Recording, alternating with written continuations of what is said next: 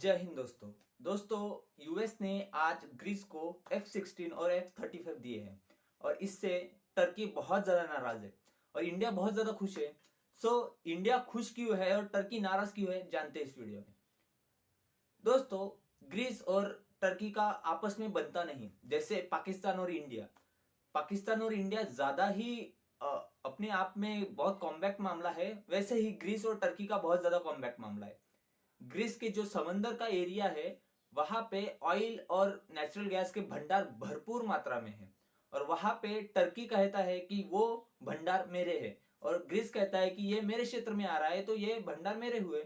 मगर फिर भी टर्की ये कहता है कि वो ऑयल और नेचुरल गैस के भंडार मेरे है, क्योंकि उससे आगे चल के टर्की पैसे कमाने वाला है। इस कारण से टर्की और ग्रीस के बीच में बहुत ज्यादा डिस्प्यूट्स है, बहुत ज्यादा टेंशन बनी रहती है हमेशा से। इसी कारण से वहां पे उनके युद्ध बहुत से बार होते होते रह गए हैं। इस बार भी टर्की को बहुत बड़ा धक्का लग गया जब यूएस ने ग्रीस को F-16 बहुत ज्यादा फेमस लड़ाकू विमान है। F-16 फाइटर प्लेन बहुत ज्यादा हेवी कॉम्बैट में पार्टिसिपेट लिया है। आज तक जितने भी युद्ध हुए हैं, सबसे ज्यादा F-16 ने पार्ट लिया है, ऐसे कहते हैं। उसके बाद F-35 सबसे ज्यादा एडवांस आज तक का वेपन कहा जाता है, लड़ाकू विमान है, वो है F-35। F-35 और F-16 दोनों ग्रीस के पास है और आज ग्रीस बहुत ज्यादा अच्छी स्थिति में है और इसीलिए टर्की चिंता में है। अब इंडिया क्यों खुश है ग्रीस को वेपन मिलने से? ग्रीस को हथियार मिले इस कारण से इंडिया खुश इसलिए है क्योंकि IMEC India Middle East Europe corridor, जी हाँ दोस्तों, India Middle East Europe corridor, India से निकल के सऊदी अरेबिया से इजराइल से ग्रीस और ग्रीस से यूरोप, ऐसा रास्ता है आईएमईसी का। जिस कारण से टर्की का जो गेटवे ऑफ यूरोप है, टर्की खुद को गेटवे ऑफ यूरोप कहता है। मतलब यूरोप में जाना है एशियन को तो टर्की से जाना होगा व्यापार करने के लिए, ऐसा पहले था। मगर आईएमईसी बनने के बाद, ये जो हम रोड बना रहे हैं, वो बनने के बाद हमें टर्की की जरूरत नहीं रहेगी, एशियंस को टर्की की जरूरत नहीं रहेगी।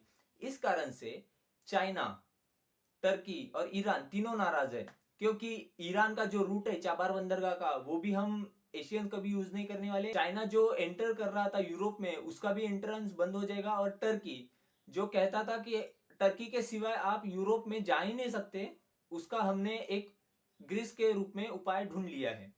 अब ये तो रहा सेकंड। थर्ड मुद्दा क्या है? थर्ड मुद्दा है साइप्रस का।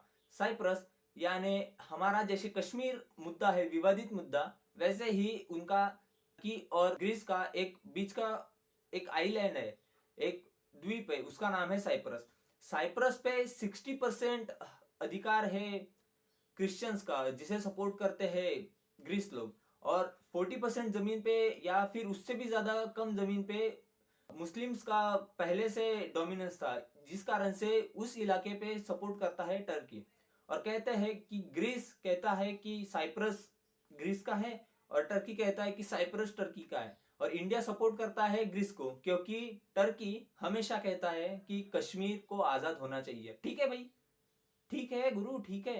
टर्की हमेशा रोते रहता है कश्मीर के मुद्दे पे, टर्की बहुत ज्यादा रोते रहता है। मोदी जी ने उनको झुंझुना पहना दिया, लो बेटा झुंझुना लो और हिलाते बैठो और कुछ भी करो, हमें क्या करना है। हम अब करेंगे सपोर्ट ग्रीस को, करेंगे सपोर्ट साइप्रस को, ग्रीस का ही है साइप्रस, ऐसे कहते जाएंगे। और हमारे विदेश मंत्री एस जयशंकर साहब बहुत ही उम्दा आदमी, उन्होंने सीधा कह दिया टर्की के विदेश मंत्री से, साइप्रस के बारे में क्या कहते हो आप, साइप्रस का मुद्दा कब छुड़ाने वाले हो आप, बताओ जरा हमें।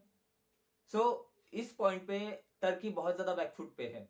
टर्की एक तो आईएमईसी प्रोजेक्ट की वजह से परेशान है, उसके बाद उनकी इकोनॉमी खराब है, उसके बाद हम पर्टिकुलर इंडिया ग्रीस को सपोर्ट कर रहा है।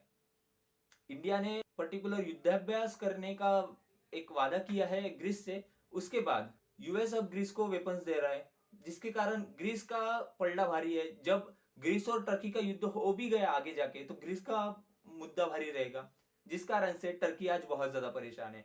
और टर्की में इतने बड़े टर्बुलेंस आने के बाद इंडिया बहुत ज्यादा खुश है, इस कारण से क्योंकि आगे जाके टर्की इंडिया के बारे में सोचने या फिर कहने से पहले बहुत बार, हजारों बार सोचेगा, हजारों बार सोचेगा कि इंडिया के बारे में कह रहे हैं, इंडिया ग्रीस को सपोर्ट करके टर्की पे प्रेशर बना सकता है आगे जाके। ये बहुत ज्यादा सोचने वाली बात है और ये मास्टर मूव है मोदी जी का। और बाइडन ने अपनी एक अच्छी चाल खेल दी है यहाँ पे, ऐसे कह सकते हैं। और यहाँ पे सबसे आखिरी में एक पॉइंट ऑफ व्यू देके जाता हूँ आपको कि नेटो के अंदर ही ये दोनों देश आते हैं, ग्रीस और टर्की, मगर फिर भी इन दोनों के बीच में वॉर होने वाला है आगे जाके कभी।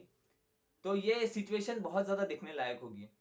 तो क्या कहना है आपका इस मुद्दे पे, बताइए हमें। तब तक के लिए जय हिंद।